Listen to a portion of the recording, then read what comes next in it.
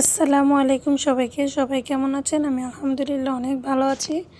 আমি কিন্তু এই শীতকালের শুরু থেকে শেষ পর্যন্ত প্রচুর পরিমাণে ফুলকপি খাওয়া হয় আমাদের বাসায়। তো আমি আজকে ফুলকপি আর ডিম দিয়ে একটি রেসিপি নিয়ে আসছি।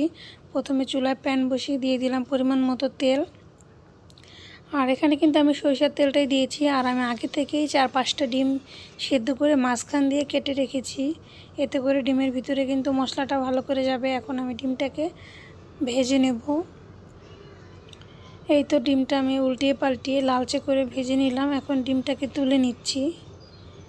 আর এই তো দেখুন ডিম ভাজা রেডি।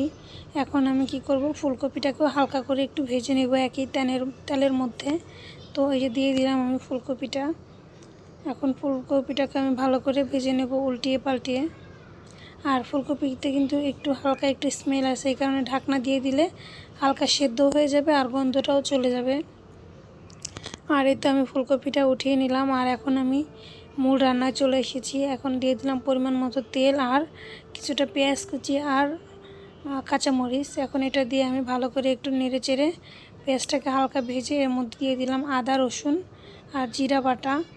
আর এখন আমি দিয়ে দেবো এখানে কাজু বাদাম বাটা আর কিছুটা পরিমাণে পেঁয়াজ বাটা আর সামান্য একটি জয়ত্রী বাটা দিয়ে দিলাম। এখন এই মশলাটাকে আমি ভালো করে একটু কষিয়ে নেব পানি দিয়ে। এই পর্যায়ে কিন্তু আমি এখানে অ্যাড করে দেবো কিছুটা পরিমাণে লবণ, স্বাদ মতো লবণ দিয়ে দিলাম। আর দিয়ে দিলাম সামান্য পরিমাণে একটু মরিচের গুঁড়া, আর দিয়ে দিব সামান্য পরিমাণে একটু গরম মশলা গুঁড়া আর হয়েছে জিরার গুঁড়ো। এখন মশলাটাকে আমি ভালো করে কষিয়ে নেব। আর এই পর্যায়ে আমি কিন্তু অ্যাড করে দিলাম একটু লেবুর রস।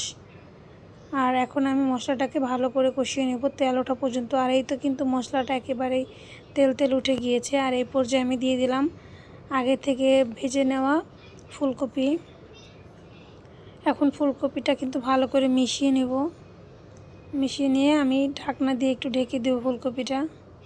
আর এই তো এই পর্যায়ে কিন্তু আমি দিয়ে দিলাম দুধ। এখানে কিন্তু আমি গুঁড়া দুধ পানির সাথে মিশিয়ে নিয়েছি। আর এখন আমি এখানে অ্যাড করে দিব ভেজে রাখা ডিম আর ফুলকপি দিয়ে কিন্তু এখন ভালো করে একটু নাড়িয়ে চাড়িয়ে ঢাকনা দিয়ে আমি খানিকক্ষণ ঢেকে রান্না করব।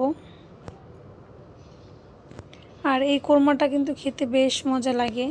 আমি প্রথমবারে করেছি এটা। তো ঢাকনা দিয়ে রেখে দিলাম। আর এখন এই তো শেষ পর্যায়ে এখন আমি দিয়ে দিলাম কিছুটা পরিমাণে কাঁচামরিচ আর সামান্য পরিমাণে ঘি দিয়ে দিয়েছি। আশা করি সবার ভালো লেগেছে। সবাই ভালো থাকবেন। আল্লাহ হাফেজ।